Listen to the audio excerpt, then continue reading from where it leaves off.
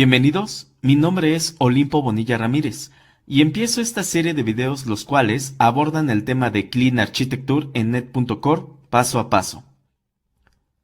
En esta serie de videos explicaré cómo construir un proyecto del tipo Backend Web API usando el lenguaje de programación C# de .NET Core y usando esta arquitectura de desarrollo de software, el cual se ha explicado mucho en videos de YouTube en inglés y hay muy poco material en español, pero dirigido a desarrolladores que ya tienen mucha expertise en este tema. Por lo que en este video y los siguientes hablaremos de esto de manera detallada, y este canal está dirigido a aquellos programadores semi-seniors que tienen nociones básicas de este tema o bien que nunca lo han usado en sus proyectos, por lo que cualquier comentario, sugerencia o duda pueden ponerlo en la caja de comentarios.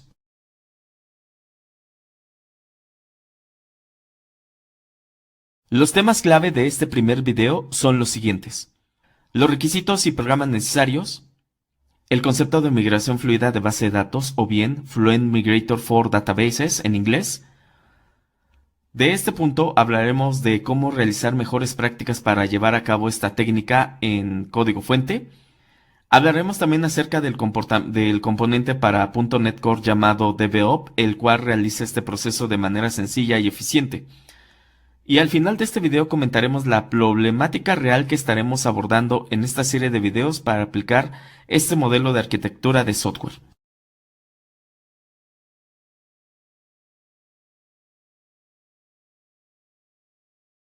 Los componentes que vamos a usar en esta serie de videos son los siguientes. Se puede trabajar en los sistemas operativos como Mac, cualquier distribución de Linux, llámese Ubuntu, Linux Mint, Debian, Fedora, etc. O bien Windows desde la versión 7 en adelante, incluyendo la nueva versión, la 11. Debe tenerse instalado el SDK de net.core en su versión más reciente. En mi caso usaré la versión 3.1 al momento de hacer estos videos, y cuyo soporte extendido dejará de aplicarse en diciembre de 2022. Está en fase de release la versión 6.0 de net.core, el cual en el siguiente año 2022 podría ya subirse la versión definitiva de este SDK. Entonces mi sugerencia es usar la versión más reciente de este componente. Cualquier gestor de base de datos, sea Microsoft SQL Server, MySQL o MariaDB, PostgreSQL, Oracle, entre otros. Para fines de este curso usaré SQL Server, pero a gusto de ustedes, usen el gestor de base de datos de su preferencia para este curso. Visual Studio 2019, aunque también se puede utilizar Visual Studio Code. Para aquellos que están utilizando Windows o Mac, recomiendo el primero, en su versión Community, que tiene todo lo necesario para crear aplicaciones web y web API en net.core. Sería un plus adicional si tuvieran las ediciones Profesional y Enterprise. Si no se cuenta con este software, Visual Studio Code es también una buena herramienta, puesto que es multiplataforma y se puede instalar en los sistemas operativos antes mencionados, con los add-ins de C# y el SDK de NetCore previamente instalado. Es necesario tener instalado Git y una herramienta cliente de Git para bajar el repositorio de esta serie de videos. Pueden usar el de su preferencia, ya sea Git Extensions, SourceTree, Datalassian, Git, Gitkraken, entre otros. No recomiendo mucho el de Visual Studio o el de Visual Studio Code porque estos programas antes mencionados tienen muchas características y otras funciones adicionales para las operaciones en Git. También hay que tener instalado Postman o SwapGUI para validar el API REST, puesto que el tipo de proyecto que vamos a utilizar es un backend web API en net.core. Y finalmente, de manera opcional, Docker. Voy a tratar de explicar cómo dockerizar la aplicación web API que vamos a desarrollar a lo largo de esta serie de videos al final de la misma, puesto que para proyectos de Continuous Integration o Deployment Continuous, subir estas aplicaciones requiere de este componente para migrarlas a la nube como Amazon Web Services o Microsoft Azure. Entonces, haré un video sobre este tema casi al final de esta serie, una vez que ya tengamos completo el proyecto terminado. Y teniendo todo esto, comenzamos.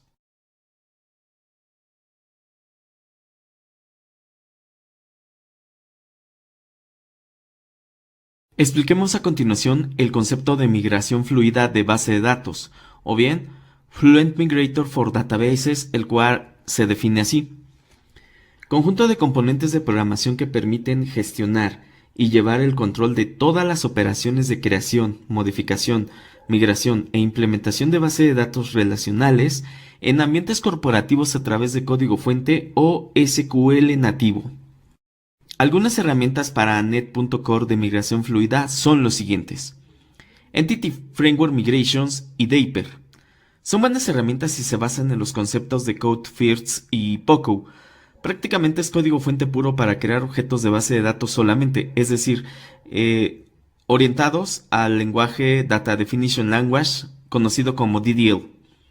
Tenemos Fluent Migrator, que es un componente híbrido, es decir, por un lado se puede usar código fuente duro para aplicar la migración fluida, y por el otro, SQL nativo a través de archivos de script SQL. Finalmente tenemos DevOps, que es una herramienta donde se usa solamente SQL nativo y puro, es decir, con un archivo de script SQL se aplica la migración fluida a base de datos, sin necesidad de usar código fuente puro para aplicar la migración fluida de manera flexible, controlada y fácil.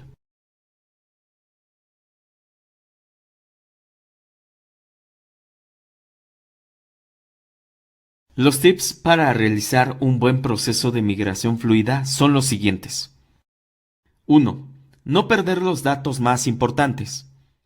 Tengamos mucho cuidado en no modificar o perder datos importantes o críticos que nuestra aplicación cliente use, porque cuando sucede esto a la hora de hacer el despliegue en QA, preproducción o producción, suele suceder que por no revisar este punto, falle todo después de aplicar una migración fluida a base de datos.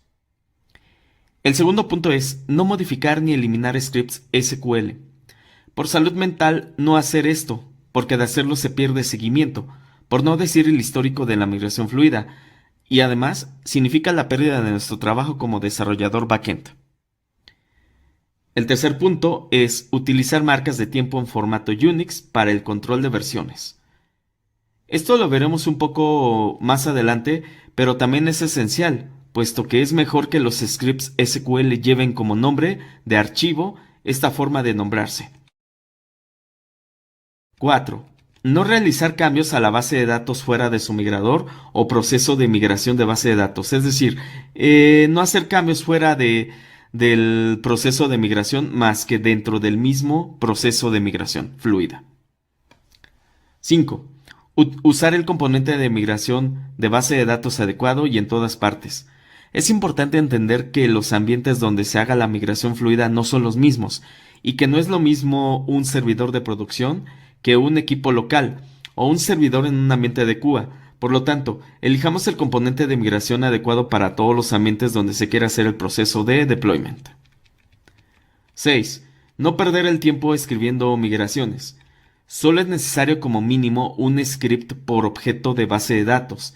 El hacer muchos scripts para un solo objeto de base de datos demuestra que el programador hace malas prácticas. 7. Las migraciones al inicio de la aplicación son una mala idea. Es importante aclarar que mucha gente que usa Entity Framework en Net tradicional y en Net.Core creen que con arrancar al mismo tiempo su proceso de migración con la ejecución de la aplicación cliente es buena idea, y esto no es así. Primero, antes que nada, ejecutar la migración, validar que se hayan aplicado los cambios y después ejecutar lo demás. 8. Dockerizar las migraciones. Afortunadamente existen aplicaciones como Docker para realizar pruebas de migración en un contenedor antes de pasarlo al ambiente de pruebas. Es a veces mucho mejor hacerlo por este medio para corregir y hacer nuestra migración fluida más eficiente. 9. No tenga miedo de hablar de migraciones con los representantes comerciales o del negocio. Hay que explicarle al usuario final de una manera sencilla que este proceso tendrá un impacto una vez aplicado y que se le debe de informar el plan de contingencia en caso de que falle. 10. Los scripts de migración deben ser idempotentes. Esto también lo explicaré un poquito más adelante con un ejemplo. Lo que quiero decir es que el término de idempotencia se usa para describir una operación que produce los mismos resultados si se ejecuta una o varias veces, lo cual garantiza que el script de migración funcione de manera segura.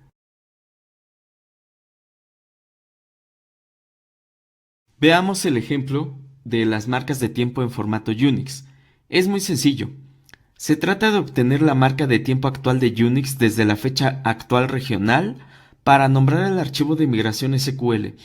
La manera de llamarlo es marca de tiempo Unix, guión medio y el nombre de la acción en inglés, que debe ser el verbo y sustantivo.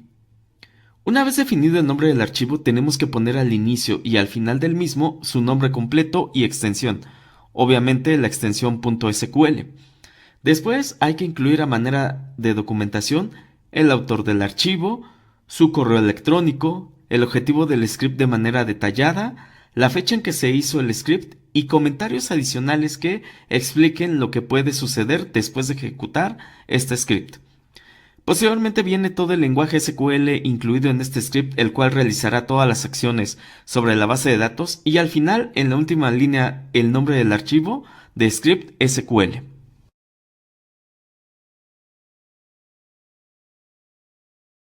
En este otro ejemplo, vemos el caso de que los scripts SQL deben ser idempotentes. Si ustedes se fijan, antes de crear una tabla llamada mtusers, se debe validar si existe antes de crearla en la base de datos. Si ya existe, entonces se eliminan primero las referencias asociadas a la tabla y a la tabla misma. Posteriormente se crea la tabla y al final se valida si el objeto nuevo ya existe. Este código adicional debe estar incluido en el script de migración para garantizar que se apliquen los cambios de manera correcta a la base de datos, sin afectar la integridad de la misma.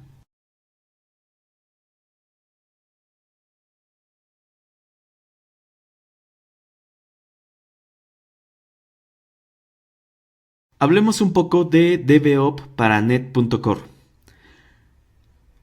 1. La solución más pura para realizar la migración de base de datos basada en SQL nativo. 2. Soporte para Data Definition Language, DDL, Data Control Language, DCL, Data Querying Language, DQL, y Data Manipulation Language, DEML.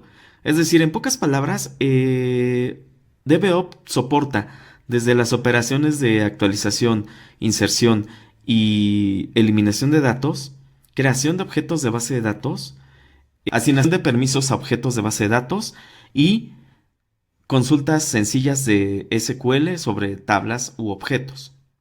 El tercer punto, no se necesita crear Code First o POCO para crear objetos de base de datos relacionales.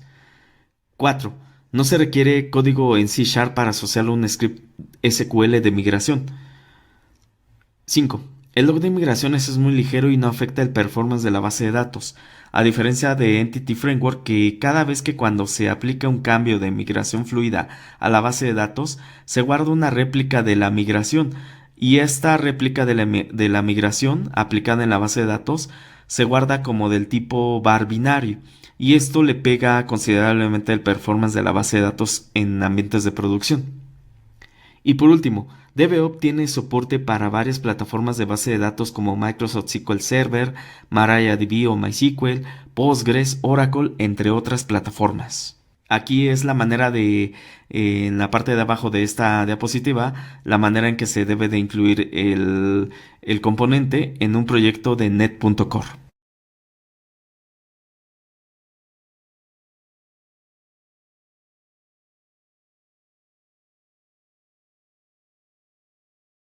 Hablemos de la problemática real que abordaremos a lo largo de esta serie de videos.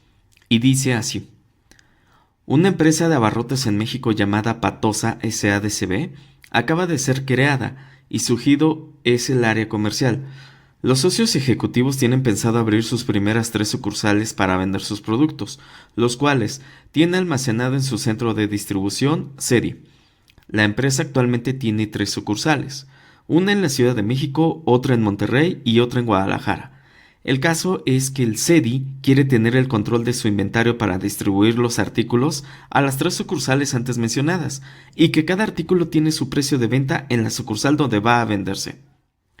Se necesita lo siguiente: tener un catálogo de sucursales, tener un catálogo de tipos de artículo, tener un catálogo de artículos el cual debe tener los siguientes datos: el SKU o identificador del artículo, el nombre del artículo, la descripción del mismo, el precio unitario, el identificador del tipo de artículo y el identificador de la sucursal a donde se va a mandar para su venta desde el SERI. Tener un catálogo de cuentas de usuario para llevar el control de la captura de datos aplicado para todos los catálogos antes mencionado. Los ejecutivos y el área comercial de la empresa tuvieron una reunión con el departamento de sistemas de la empresa y llegaron a un acuerdo para plantear la solución, visto desde el diagrama entidad-relación de base de datos, que es esta gráfica que vemos aquí. Si se dan cuenta, tenemos 4 tablas: la tabla de usuarios, MT Users, la tabla de artículos, MT Articles, la tabla de tipos de productos, que es MT Product Types, y la tabla de sucursales, MT Stores. Un tipo de artículo puede tener varios artículos, por lo tanto es una relación de uno a muchos. Un artículo puede estar en varias sucursales, con un precio diferente según su sucursal, lo cual es una relación de muchos a uno. Y por último, todas las tablas tienen el identificador de usuario, el cual está asociado precisamente a un registro cargado en cada una de las tablas. En este caso es una relación muchos a muchos. Más adelante, cuando veamos el tema del modelo llamado Unit of Work, incluiremos una funcionalidad en la cual consiste llevar a cabo la auditoría de procesos o eventos sobre la manipulación de los datos en la base de datos, el cual ayudaría mucho en temas de auditoría de información dentro de la empresa. Y con esto, pues tenemos terminada la parte teórica de este video y pasemos a la parte práctica.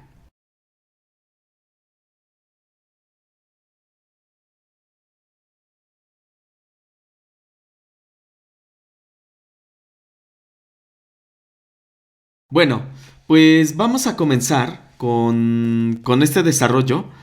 Y bueno, el caso es que vamos a implementar el proyecto de aplicación de consola para este capítulo.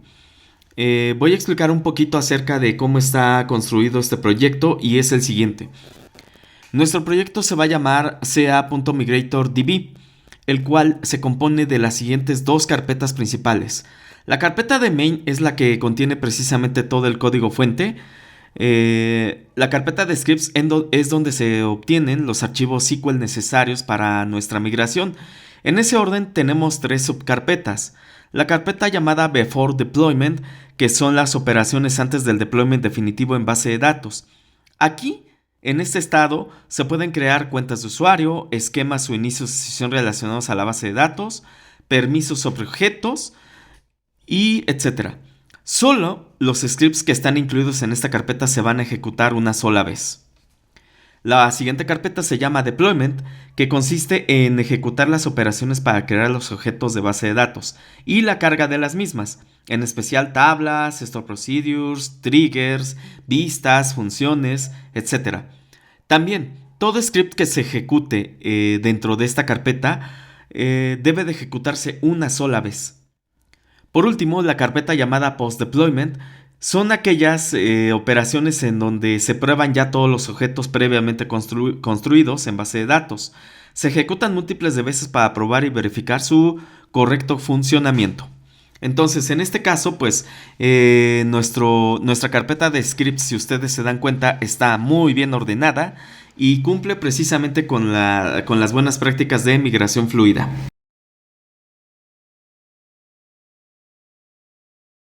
Guardemos los cambios y ahora ejecutemos desde la consola de aplicación de paquetes de Visual Studio los siguientes comandos en el siguiente orden.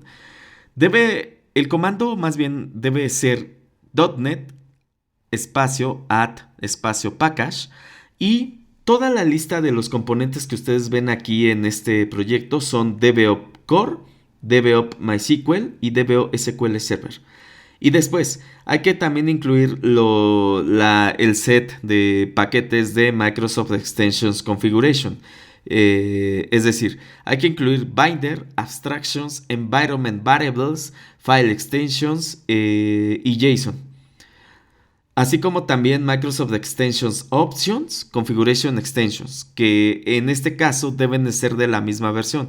Aquí yo estoy utilizando la versión 5.0. Después, hay que incluir un tercer grupo de paquetes llamado Microsoft Extensions.dependency injections. Solamente son dos. Sería el core, en este caso Dependency Injection y Dependency Injection Abstractions. Estos dos archivos son muy importantes puesto que este proyecto de consola está utilizando el concepto de inyección de dependencias. Término que estaré analizando y viéndolo en el siguiente capítulo. Entonces, ahí hay que asegurarnos también que cuando el archivo appsettings.json ya contenga las conexiones a base de datos, hay que incluirlos, puesto que se deben de asignarse las propiedades de este archivo con los valores copy to output directory como always y copy to publish directory como always. ¿Esto qué quiere decir? Que significa que cuando se vaya a generarse la carpeta en modo debug o release, se copie este archivo en esas carpetas y que cuando se publique finalmente la versión final del ensamblado, también este archivo se considere como parte del paquete de instalación. Guardemos los cambios y ahora creamos los siguientes archivos en la carpeta main para configurar DBOP. Creamos primero un archivo de clase llamado ConnectionStringCollection.cs, el cual guarda las cadenas de conexión a base de datos. Aquí, esta clase tiene dos atributos. El primero es ConnectionStringSQL Server del tipo cadena, el cual guarda una cadena de conexión a base de datos para SQL Server. Y el otro atributo del tipo cadena o string es ConnectionStringMySQL Server, para guardar una cadena de conexión a base de datos para MySQL o MariaDB. Esta clase se utiliza para almacenar las cadenas de conexión a base de datos desde el archivo de configuración de la aplicación de consola, lo cual voy a explicar un poquito más adelante. Veamos ahora el archivo program.cs. Este archivo es el arranque de una aplicación de net.core, ya sea una aplicación de consola, una aplicación de Windows Forms o una aplicación del tipo ASP.NET Core. La estructura de este archivo viene con tres métodos. El primer método es la función principal llamada main, el cual se ejecutará de manera síncrona y es ahí donde se realizará la carga de la colección de servicios inyectados, la carga en memoria del proveedor de servicios llamado Service Provider y finalmente se cargará un servicio del tipo de objeto llamado app para su ejecución final de manera asíncrona. Después, tenemos otra función llamada loadConfiguration, el cual se utiliza para abrir o cargar el archivo de configuración de la aplicación llamado appsettings.json del proyecto, para cargarlo en el objeto del tipo iConfigurationBuilder, asignado a una variable llamada builder, y después se construye devolviéndolo al final del método. Posteriormente, tenemos la función estática privada llamada configureServices, el cual devuelve un tipo de dato llamado iServiceCollection. Aquí, en esta función, es donde haremos todo el proceso de inyección de dependencias e inversión de control, cosa que explicaré en el siguiente video a mayor detalle. Vemos aquí que la carga básica de la configuración se puede realizar mediante el mecanismo llamado bind en la línea 33.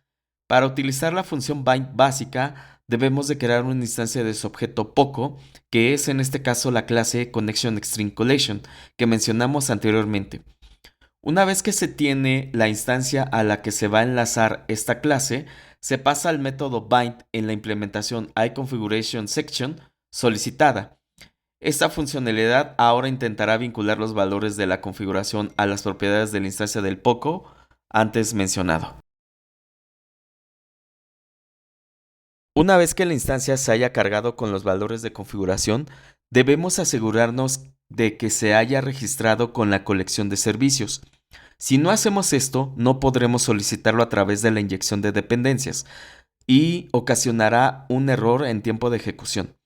Por último, usamos una función llamada singleton, el cual representa el ciclo de vida de la inyección de dependencia para la clase app, el cual indica que no queremos ni necesitaremos que se cree una nueva instancia cada vez porque la configuración no cambia durante el transcurso de vida de la ejecución de la aplicación. Veamos ahora el archivo llamado app.cs. Aquí es donde veremos en acción a DBOP. Tiene un objeto privado llamado ConnectionStringCollection para realizar la inyección de dependencias por constructor de la clase misma, con el fin de que se cargue la información del archivo de configuración, que es en este caso el parámetro iOption ConnectionStringCollection settings. Después, tiene una función llamada runAssign mencionada anteriormente. Aquí es donde vemos en acción a dbop. Se pone de manera asíncrona con un try catch y dentro del try una await que ejecute un task run con una función anónima. No voy a explicar el concepto de funciones asíncronas en C# porque esto está fuera del alcance de la temática de este video, por lo que revisaremos a continuación su contenido. Leemos la cadena de conexión para SQL Server, que es en este caso el atributo ConnectionString SQL Server del objeto poco inyectado llamado ConnectionString SQL Server. Veamos la siguiente línea que es EnsureDatabase.for. Vemos que tiene dos cosas. La clase estática llamada EnsureDatabase, que es una interfaz fluida para crear la base de datos de destino en el servidor. Esta clase tiene un atributo del tipo Supported Databases for EnsureDatabase, la cual es otra clase estática de DBOP y tiene como responsabilidad el listar las plataformas de base de datos compatibles con DBOP. Esta propiedad se extiende a otro tipo de clases para la plataforma de base de datos que se quiera trabajar. Por ejemplo, SQL Database es para SQL Server, MySQL Database es para MySQL o MariaDB, etc. Esta línea, en general, lo que hace es verificar que si la base de datos no existe en el servidor, se crea. Su único parámetro es la cadena de conexión a donde se va a realizar ese proceso de creación de la base de datos. Antes de continuar, explicaré lo que es el concepto de la clase estática llamada UpgradeEngineBuilder, que es una clase de DBOP. Esta clase lo único que hace es crear un objeto del tipo UpgradeEngine, aceptando una lista de devoluciones de llamada para ejecutar. Dicho de otra manera, lo voy a explicar de la siguiente manera. Cuando creamos un objeto llamado UpgradeEngineBuilder, lo que estamos haciendo es crear una colección de secuencia de comandos. Entonces, en la línea 34 creamos un objeto llamado UpgradeEngineerBuilder, que es el tipo UpgradeEngineBuilder. A este objeto se le asigna una línea llamada deployChange.to. Vemos que esta línea a fin de cuentas parece una función, pero no. En realidad es una clase estática del tipo deployChange, que es un constructor fluido para crear las actualizaciones de base de datos. Esta clase tiene un único atributo llamado to, el cual es un atributo del tipo Supported Databases y tiene como objetivo la colección de las bases de datos soportadas por DBOP, lo que acabo de explicar hace unos instantes. Ahora bien, la clase Supported Databases es una clase extendible para incluir otras plataformas de base de datos que DBOP soporta. Dentro del atributo to está la función o método extendible llamado SQL Database, el cual su función es crear un actualizador para las bases de datos de SQL Server. Este método acepta dos parámetros: la cadena de conexión y el esquema de base de datos de SQL Server. Por lo general, el esquema por defecto es DBU, por eso tiene el parámetro asignado como null. Este método devuelve un objeto del tipo UpgradeEngineerBuilder para el actualizador de base de datos diseñado para base de datos de SQL Server. Finalmente, este método se extiende a la función SQL Database, que es un objeto del tipo WithScriptEmbeddedAssembly y consiste en agregar todos los scripts que se encuentran en los recursos incrustados en el ensamblado dado y le asigna las opciones del script. En este caso le insertaré dos parámetros de entrada siguientes: el ensamblado actual, que es assembly.getExecutingAssembly, con una expresión lambda que filtra a aquellos recursos incrustados que empiecen con algo. Se puede incluir el parámetro encoding y al final un objeto del tipo SQL Script Options. Esta clase, SQL Script Options, nos permitirá configurar varias opciones para el modelo del script SQL y el comportamiento para la migración fluida. Aquí vemos dos atributos asignados a este objeto: Script type, que es una enumeración que indica si el script SQL se va a ejecutar una sola vez o run once o varias veces, run always, y el atributo run group order, el cual indica que el agrupamiento de un lote de scripts para ejecutarse en un orden específico.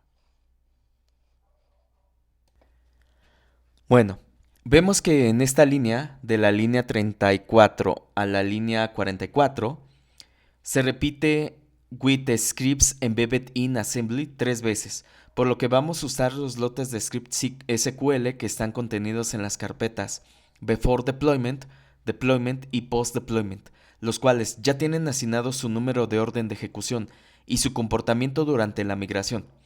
Los dos primeros lotes se deben de ejecutarse una sola vez, puesto que recordemos que Before Deployment es el escenario para ejecutar scripts del tipo DML para crear esquemas, inicios de sesión de usuario en la base de datos o eliminar objetos en base de datos. También recordemos que Deployment es para ejecutar scripts del tipo DML para crear tablas, vistas, store procedures, funciones, triggers, etc. Y ejecutar scripts del tipo DML para cargar los datos en las tablas o para actualizarlos o eliminarlos. Por último, recordemos que Post Deployment es para ya probar los objetos de base de datos creados en las anteriores carpetas para comprobar su correcto funcionamiento. Dicho de otro modo, se pueden ejecutar sentencias del tipo DQL para verificar que todo funcione bien. Esto es a grosso modo el primer paso de la carga del batch de scripts de DevOps. Ahora hablaremos de una clase de DevOps llamado UpgradeEngine, el cual organiza el proceso de actualización de la base de datos. La línea 48 se crea una variable llamado UpGrader, el cual es un objeto del tipo UpgradeEngineerBuilder, y usa la función llamada build, la cual crea un objeto del tipo UpgradeEngine, que consiste precisamente en la configuración previa de la variable UpgradeBuilder anteriormente mencionada. Es decir, lo que hace es precisamente construir después de que se haya armado los pasos de la migración de base de datos explicados anteriormente en un objeto del tipo UpgradeEngine. Posteriormente se verifica si la base de datos está desactualizada o no sincronizada para que se pueda aplicar la migración fluida. Esto se hace con el método llamado isUpgradeRequired. Si este flag es cierto, entonces ejecuto toda la migración de datos o bien la actualización de la misma con la función llamada performUpgrade. El resultado de esta función se guarda en una variable llamada result, que es del tipo de objeto llamado DatabaseUpgradeResult. Esta clase sellada muestra los resultados de la actualización de la base de datos. Si su valor de retorno es successful, indica que la migración fluida se hizo correctamente sin errores, coloreados en la pantalla de la consola con color verde. En caso contrario, muestra el seguimiento de la pila de errores en pantalla coloreados en color rojo. Con esto vemos a grosso modo que el segundo paso de la migración fluida con DevOps se realizó de manera correcta. Si ustedes gustan y quieren revisar todo lo referente a este componente, pueden ir a la URL del repositorio de DevOps mostrado en la descripción de este video para mayores detalles.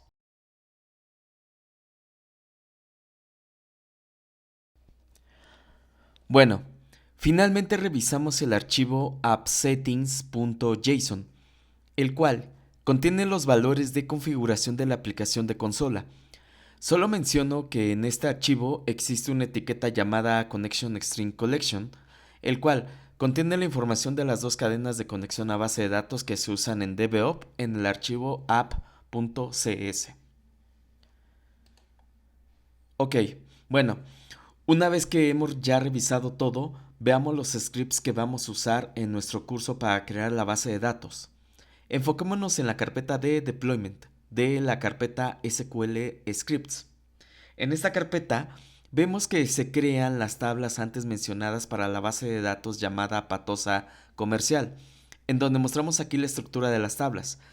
Solo diré brevemente cómo es el script, puesto que explicar los campos y la definición de las tablas me toma cierto tiempo, y esto está fuera del objetivo de este video tutorial. Por lo que sí puedo decir es que vemos en este script que resuelve el problema del diagrama de entidad-relación anteriormente explicado en este video. Aquí ya se viene la definición de los campos, los tipos de datos, su ancho, las llaves primarias y las llaves foráneas, entre tablas. El segundo script es precisamente la carga de datos de las tablas antes mencionadas.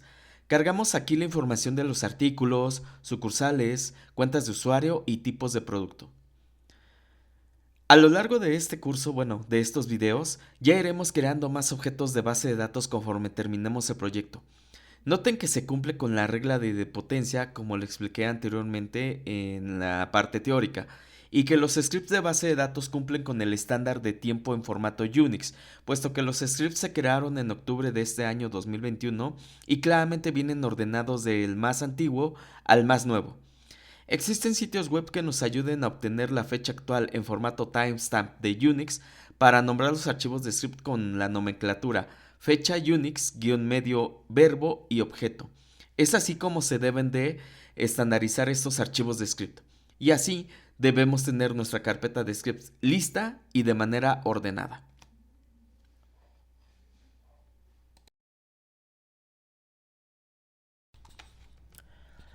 Bueno, después de explicar a grosso modo la estructura del código fuente, vamos a empezar a compilar todo.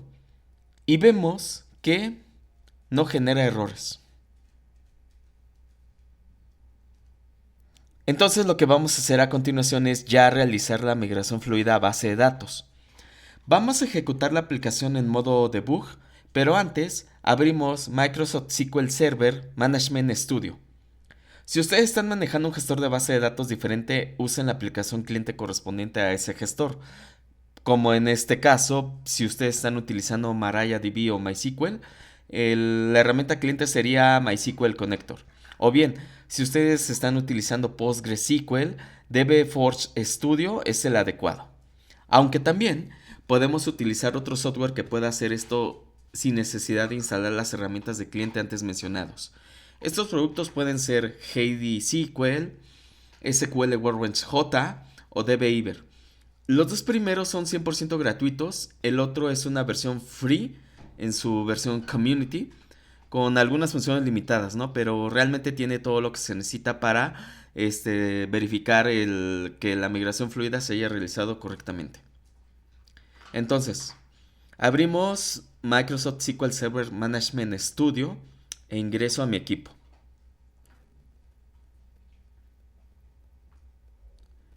Ok, notemos que no hemos creado, mejor dicho, hasta el momento ninguna base de datos. Entonces, ejecuto la aplicación desde Visual Studio y observemos lo que sucede.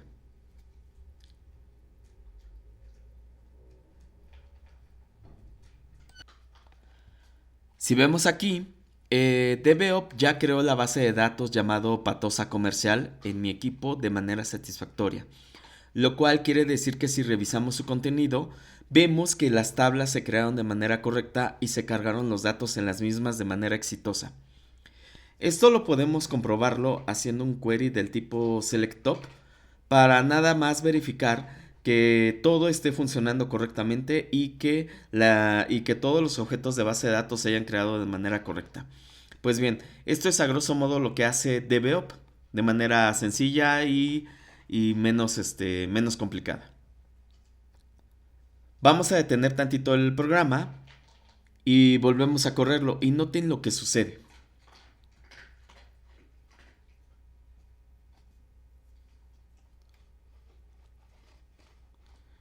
Verificamos que solamente se ejecutaron los scripts de la carpeta post deployment, el cual indica que todos los scripts que existen en esta carpeta se van a ejecutar siempre. Esto es lo que yo estaba comentando anteriormente cuando se configuró, digamos, el batch de ejecución de scripts con el valor run always en el orden número 2. Los demás pasos previos a post deployment, que son en este caso before deployment y deployment, no se van a ejecutar nunca. a menos de que más adelante se incluya un nuevo archivo de script SQL y DBOP lo vuelva a tomarlo de nuevo para ejecutarlo. Entonces, estos se van a ejecutar de nuevo en la base de datos y se añaden en el histórico de transacciones de migración.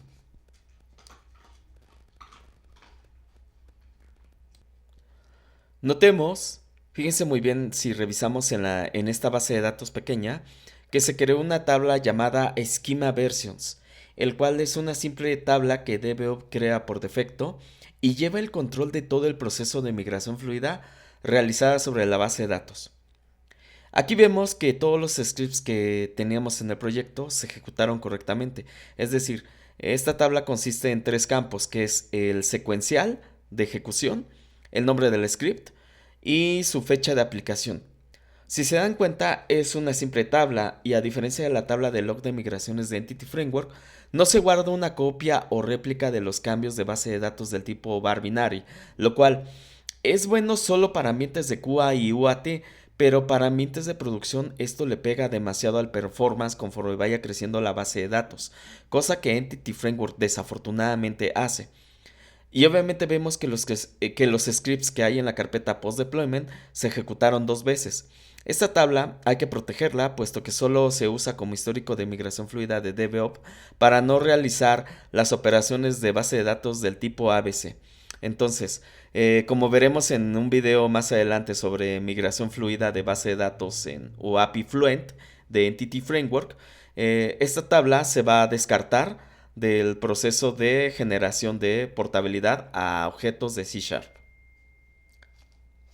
Y bueno, a grosso modo ya tenemos nuestra base de datos lista para construir nuestro proyecto de Clean Architecture. Espero que les haya servido este video y recuerden, dudas, comentarios, sugerencias o críticas pueden dejarlos en la caja de comentarios. Hasta el próximo video. Muchas gracias.